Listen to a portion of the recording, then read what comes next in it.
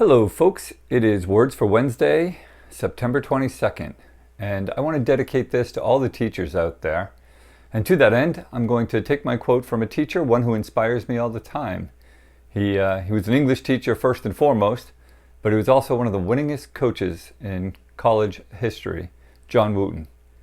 And he has a poem that begins, "No written word or spoken plea can teach our youth what they should be, nor any books on any shelves. It is what the teachers are themselves."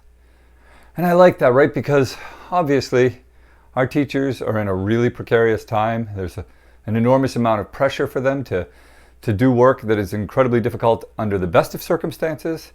And now they're doing it with so much uncertainty, right? They don't know necessarily whether the virus is going to change where they're teaching, how they're teaching. And I understand that we're all under stress, right? The parents, the students, and the teachers.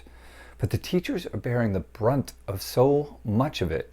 And through it all, they have to deliver the material, and they have to put themselves forth in a manner that is going to represent a lot of what the students are going to learn. And for the most part, they're doing it in ways that are incredibly admirable, even while far too many people are judging them harshly, not necessarily because they deserve it, but because we're all under stress. And under adverse conditions, people often respond poorly, and teachers get the blame for many things that are really out of their control.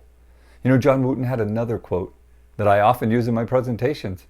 He took it from Ben Franklin, but he modified it a little. He said, "We don't plan to fail. We fail to plan." And this pandemic has caused us to have to change and transition, often really right up to the start of the school year, how we're handling it. And I don't think our management of it from a health standpoint, from a leadership standpoint, has been anywhere near what it should be. And the teachers have had cursory input often, at best. But there they are, being the face of it and dealing with the front of it. And you know, there's an approach to intelligence, emotional intelligence, that I think is really important to remember as we try to find our approach to our teachers. Because my first approach is gratitude, but there's a secondary one. It's how I feel for them. Right? And the emotional intelligence tells us that it should be empathy over sympathy over pity. And it's not that any of those things are wrong. You know, pity is honestly, it's sorrow and compassion for a hard experience somebody has.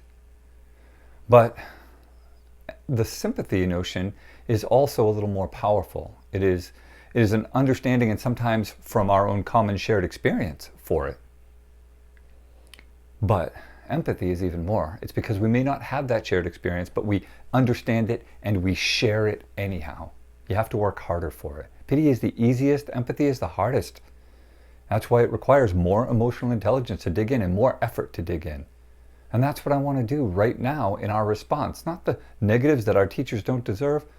I want to give you the gratitude, sure, and I want to give you my empathy, because you not only have to do all these things to get them the material they need, but you have to be strong and show them the proper response. And sometimes that's vulnerability too, I get it. But you are being the example they need. And they're going to learn from you by how you respond. And I understand the challenges you're facing to some extent. I can't be in your shoes, but I can envision it. And I appreciate and respect and empathize with you all the more for what you're doing. Thank you.